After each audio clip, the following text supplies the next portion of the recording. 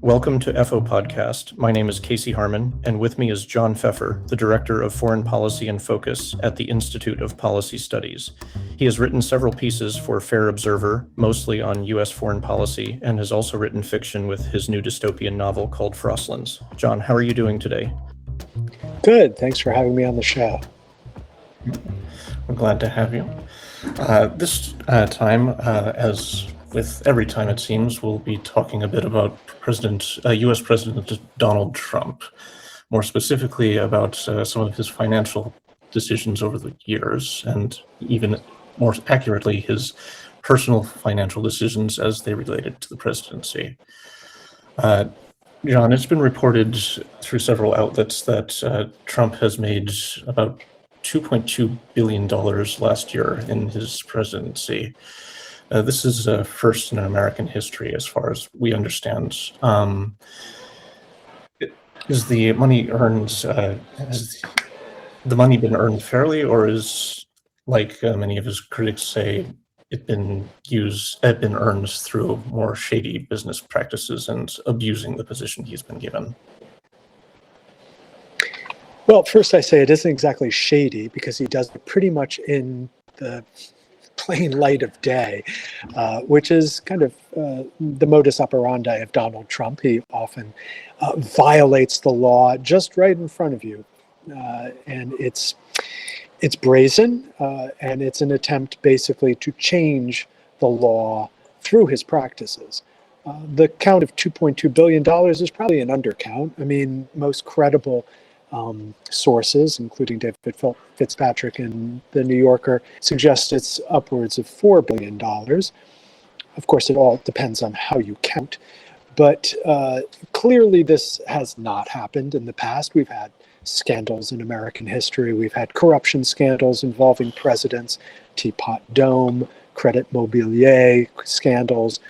But for the most part, the American political system has learned from these scandals and changed rules and practices accordingly. But Trump has basically blown past all of those regulations.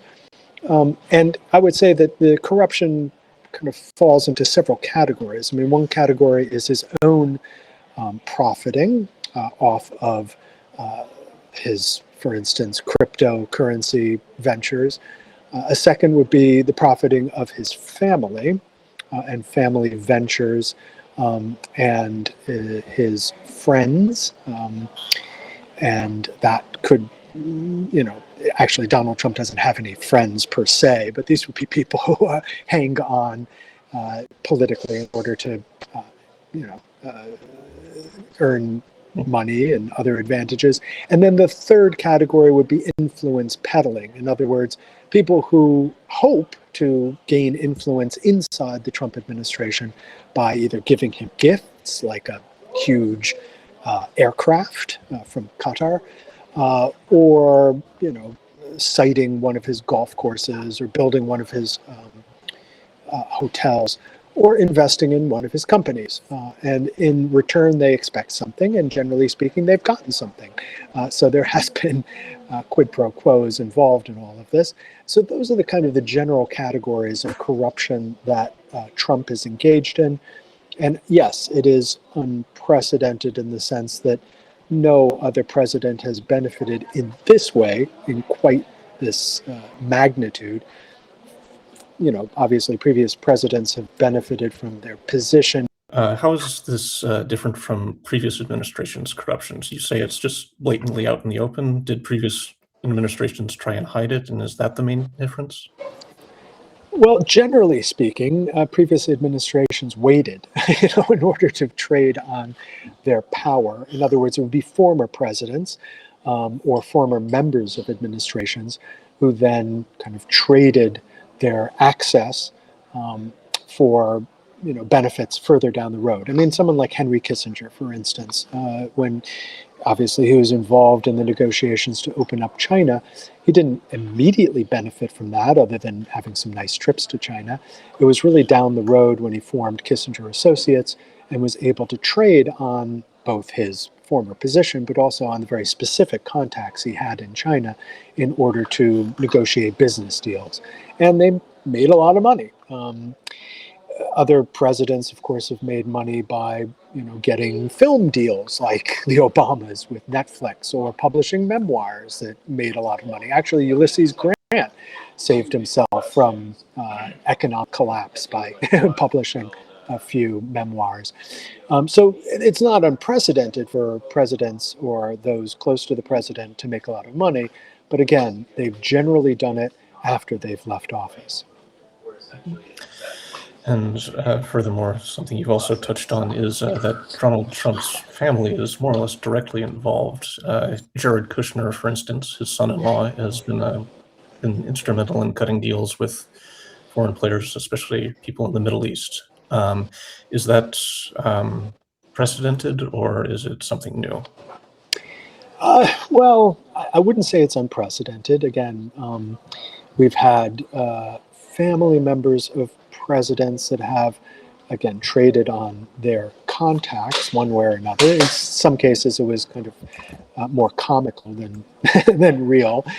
In the case of Jimmy Carter's brother, for instance, but for the Trump administration, I mean, let's take Jared Kushner. In the first term, Kushner was involved in a lot of deals with the Middle East as he tried to negotiate the Abrahamic Accords.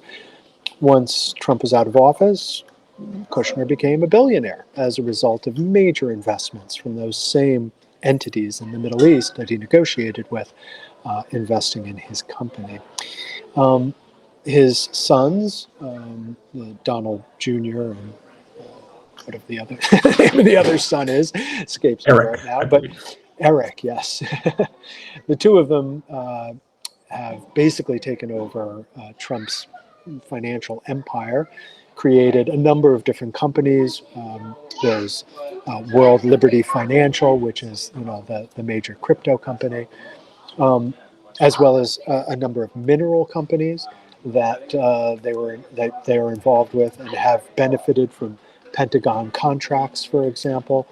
There's a rare earth magnet company, for instance, that received an accelerated Pentagon contract that the Trumps were involved in. So that, during the term of office, it's a clear conflict of interest. And there are congressional investigations into this. And nevertheless, Trump continues. And it's not just his sons. Of course, there's also the sons of his Commerce Secretary, Howard Lutnick, for instance, who have benefited from a number of mineral arrangements, including a recent one involving Kazakhstan. So this is, as I said, it's not in the shadows, it's not hidden, it's right out there, and it's blatant conflict of interest. And yet he does it because he believes that he can act with impunity in the short term, and because he's been granted immunity from prosecution in the future by the Supreme Court, he believes he can escape any consequences in the future as well.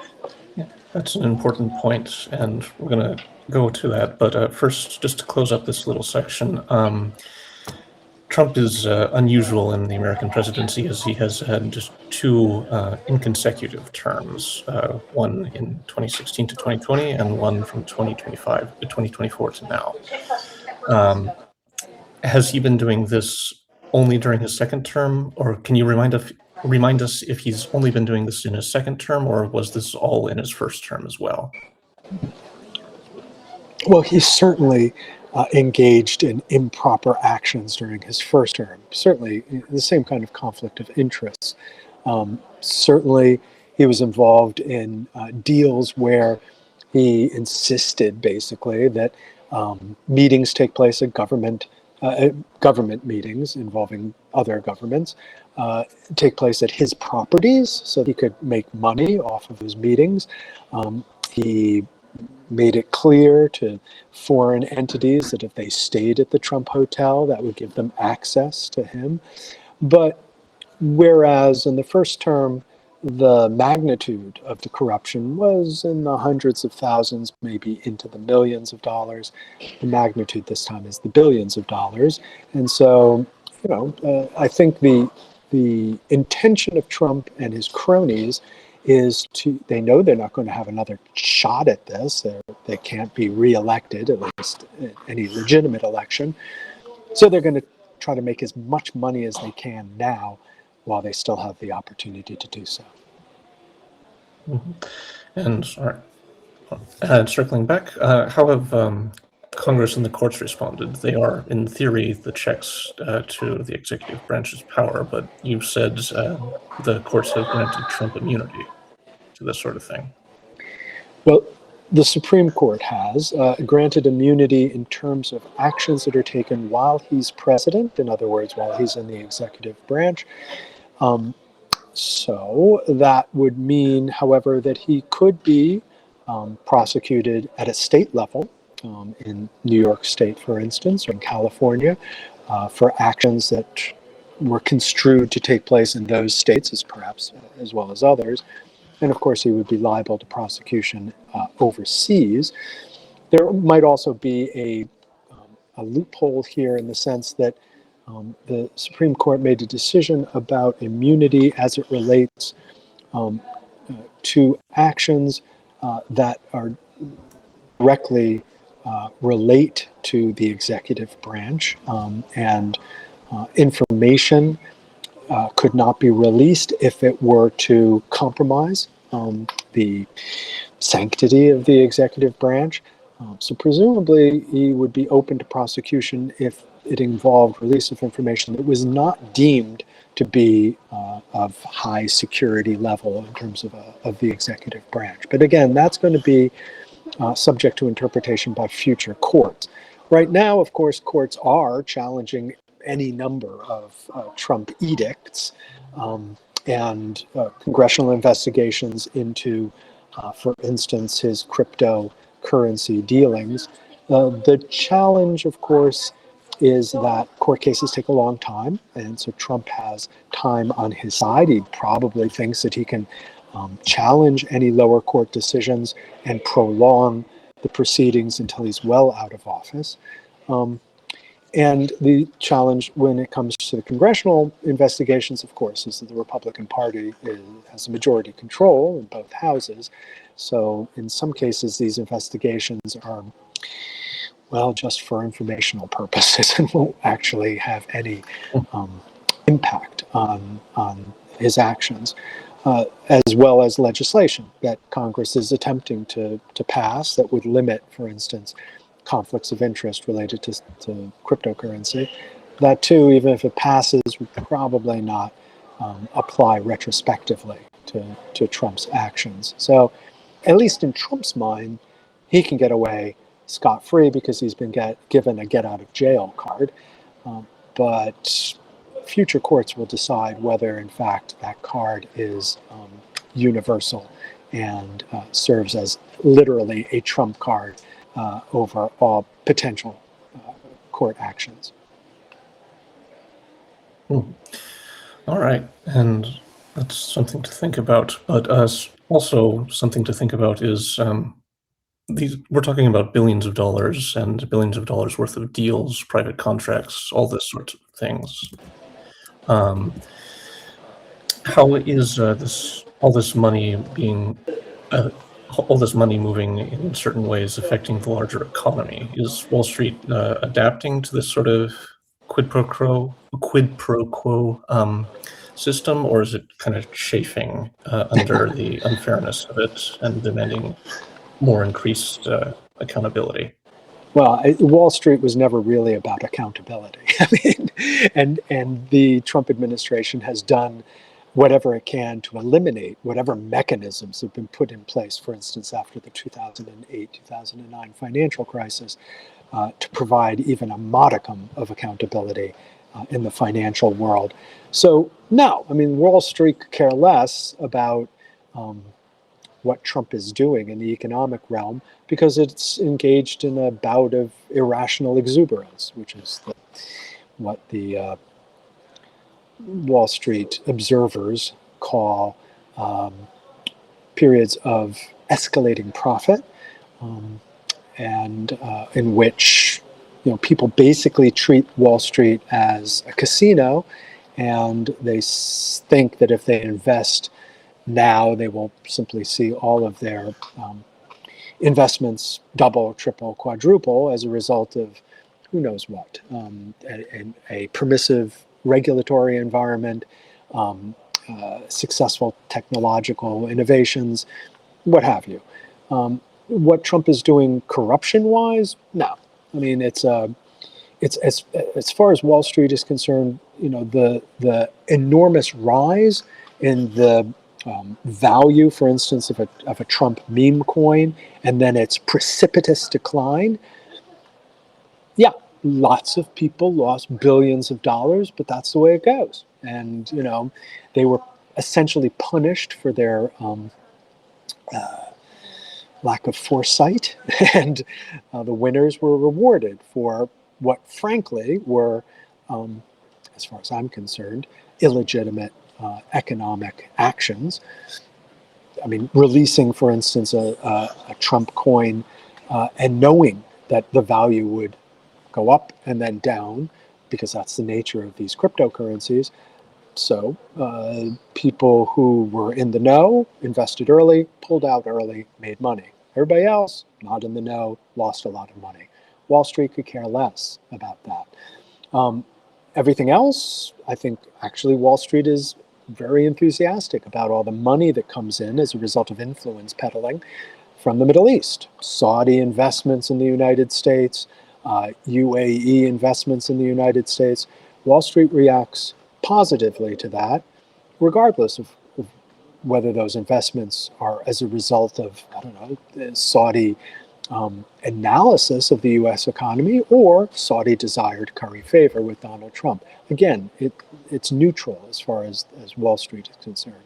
For the economy as a whole, that's another question. I mean, because obviously corruption of this nature, of this magnitude, has a corrosive effect on the economy more generally because, well, essentially we have non-productive labor that is richly rewarded, and productive labor which either declines in value in relative terms or is eliminated because, that's what is happening in a Trump term, where either manufacturing is leaving to go overseas, or it's been priced out of the market, or it's been punished by tariffs, or whatever. I mean, American manufacturing has not necessarily done very well, and certainly American agriculture has done very poorly in this second term. Corruption is, it certainly fuels a lot of discontent among people who see that Donald Trump is making billions of dollars, and yet they are losing ground as a result of inflation. They're seeing prices rise for petroleum, for everything related to petroleum, and that also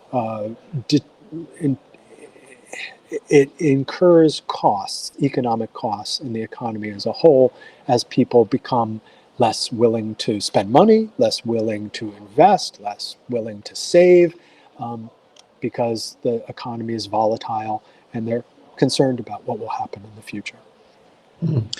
And like you said, that's a lot of people making a lot of money and then suddenly losing a lot of money. Trump making a lot of money and he keeps making more money. Is there further consequences to all this graft that people aren't talking about? Is there a deeper danger, I guess, lurking underneath it all? Well, the deeper danger, of course, is that this corruption becomes endemic in the system. I mean, we could say that Trump is an exception, just as, say, I don't know, Warren Harding was an exception or Ulysses Grant was an exception.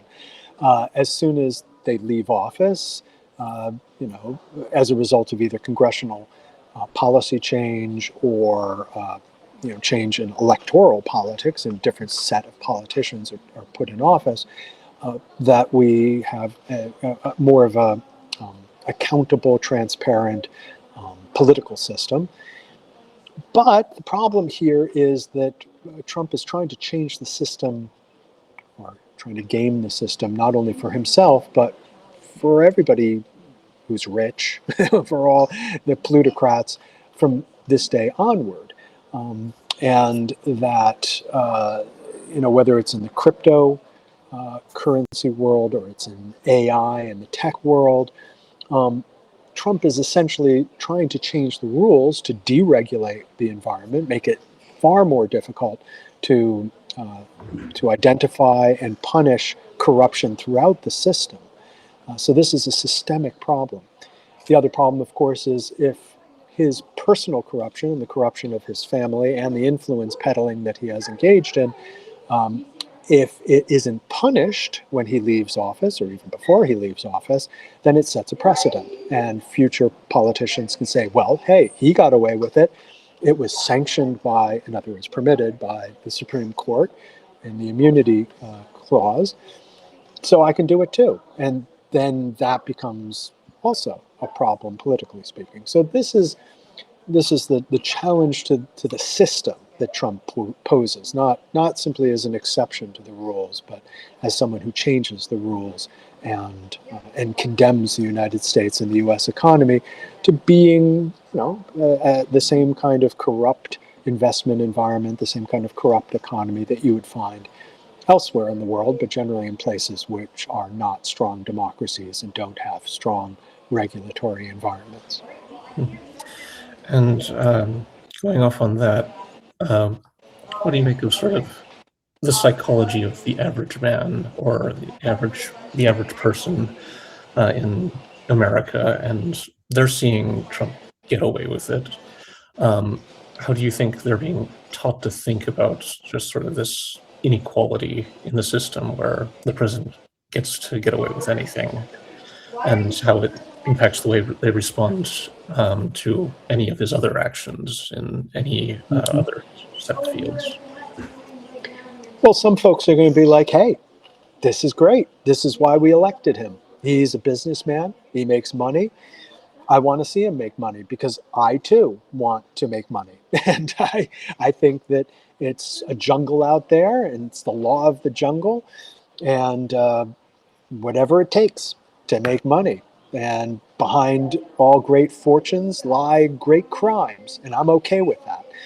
Okay, so that's certainly some number of Americans believe that. But I think certainly everyone who, so everyone who voted against Trump is, of course, vindicated in their belief that he was a bad actor. And so his bad actions simply, prove that they voted the right way. But the real key going forward is how independents feel and how some members of the Republican Party, and there at least still are members of the Republican Party that believe that the United States either is or should be a meritocracy, and that one should, make one's way ahead, economically speaking and politically speaking, on the basis of merit, on the basis of doing things both legally. At least some people in the Republican Party still believe in a meritocracy. So they probably are enthusiastic about seeing someone like Trump, and certainly a lot of the people who would be considered hangers-on of Trump prospering. But it's the independents, I think, that really will prove key in certainly in the midterm elections and 2 years in the presidential elections. And there is considerable polling evidence that independents are not happy with how the presidency is executing policies. And part of that is corruption. Obviously, they're not happy maybe that the United States is at war with Iran. They may not be happy, for instance, with some of the consequences of the mass deportation policy. And they're certainly not happy with rising prices and inflation. But they are increasingly questioning whether Trump has the interests of the United States at heart or only the interests of himself and his family and the occasional influence peddler. And when they start thinking in those terms, then the Republican Party is going to lose them. And whether they vote for Democrats or whether they simply don't vote at all, the result is not going to be good for the Republican Party. Mm-hmm.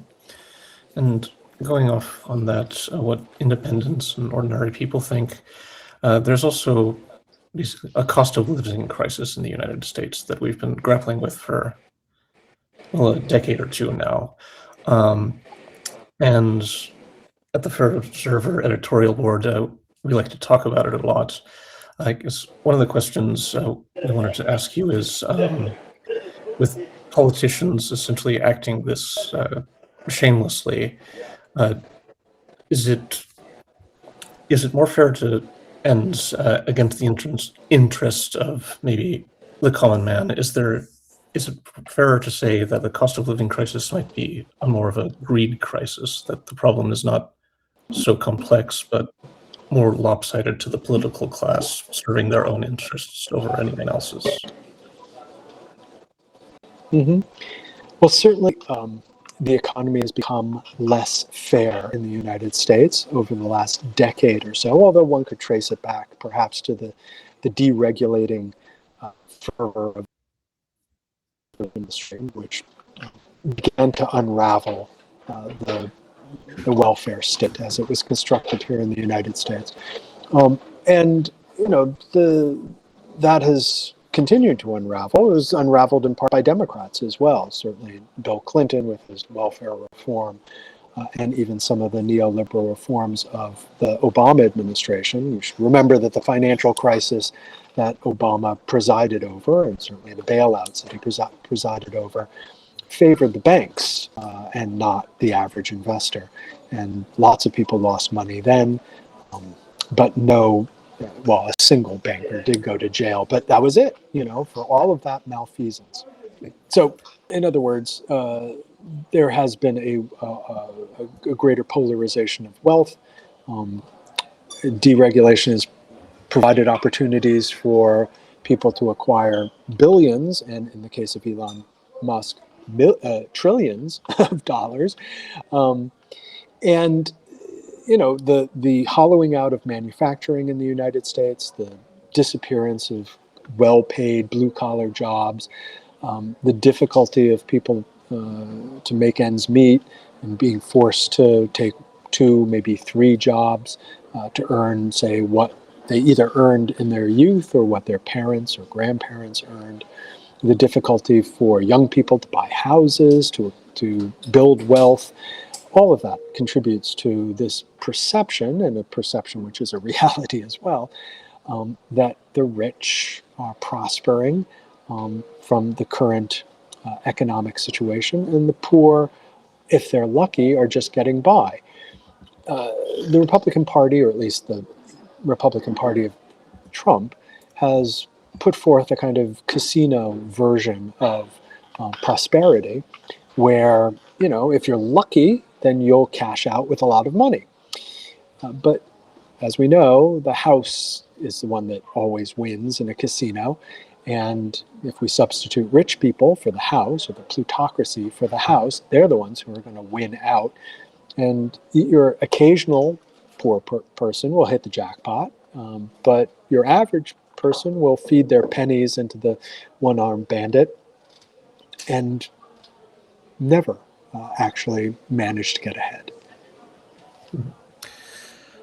So a casino. If this sort of style of economic governance continues, if Trump continues to rig the house, as it were, what do you think is the most likely scenario for the U.S. and the global economy in the next few years? Well, if we use history as a guidepost, then we'll see some kind of pendulum shift. We saw the Gilded Age give way to the Teddy Roosevelt trust busters and all those who railed against moneyed interests in the teens of the 20th century. And certainly we've seen some of that take place today. I mean, Democratic Socialist candidates are winning in various precincts around the country, New York City, Colorado, probably California, up in the Pacific Northwest. They're not going to do necessarily that well in the Midwest, but time will tell, I suppose. And has you touched on that a little bit for the common man, how they saw Trump winning, and wanted to repeat that success. Has Trump set a standard for future presidents for personal enrichment? Is this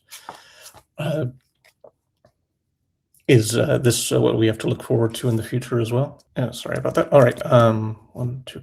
So, has Trump set the standard for future presidents for personal enrichment, do you think? Or is this a one-off thing, as we like to say? Mm-hmm. Well, a great deal depends on Trump's ability to escape prosecution. If he manages to hold on to these ill-gotten gains, that will set a precedent. If, on the other hand, he's thrown in jail, for instance, just as Jair Bolsonaro was thrown in jail in Brazil, or the South Korean president was thrown in jail in South Korea, well, that'll send a very different message. That will send a very different message to anyone who might consider personal self-enrichment when they become the president. Unfortunately, we're seeing a trend towards greater executive power throughout the world, associated with, generally speaking, a far right-wing surge in popularity. And so we would have to see not only a pendulum shift or a pendulum swing away from corruption and corrupt activities and a casino-like concentration of wealth in a plutocracy, we'd have to see a pendulum swing away from authoritarian politics. And hopefully we will see that here in the United States. And on that note of hopefulness, is there anything that you see that makes you think the tide might be legitimately turning, and that a certain level of public accountability is re-entering the American consciousness? Yeah. So, I mean, obviously the victory of progressive candidates in various parts of the country is one indicator. Polling, obviously the president's approval rating on the economy is even lower than his general approval rating. It hovers somewhere around in the low 30s. And so obviously people are not happy with what they see as his stewardship of the economy. I think in general, corruption and anti-corruption campaigns have proven enormously powerful around the world. We've seen corruption or anti-corruption campaigns oust entire governments. We've seen young people in Bulgaria, in Bangladesh, around the world rise up in anger over the misdeeds of their elders. And anti-corruption has been a key element of those programs.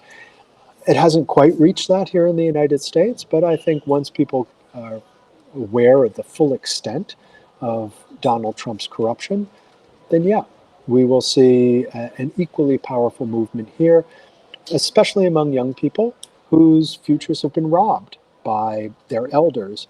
And once young people realize that they will not have the standard of living of their parents or their grandparents, then I think they will throw the bums out, as we like to say here in the American political system. They will ensure that everyone who has been touched by Trump's corruption, his family, his friends, and the people who tried to peddle influence, they will be unceremoniously removed from office, and we'll see a new generation of reformers come in who hopefully will pass legislation to ensure that this kind of graft doesn't happen in the future again. No, I wouldn't know anything about that, living in my parents' house in California, because that's the only thing you can afford. But this has been very informative. John, thank you very much for coming on. It's been my pleasure. Be sure to like and subscribe to receive more news like this, as well as international news from India, from Europe, and from the Middle East. Until then, this is Casey Hermann for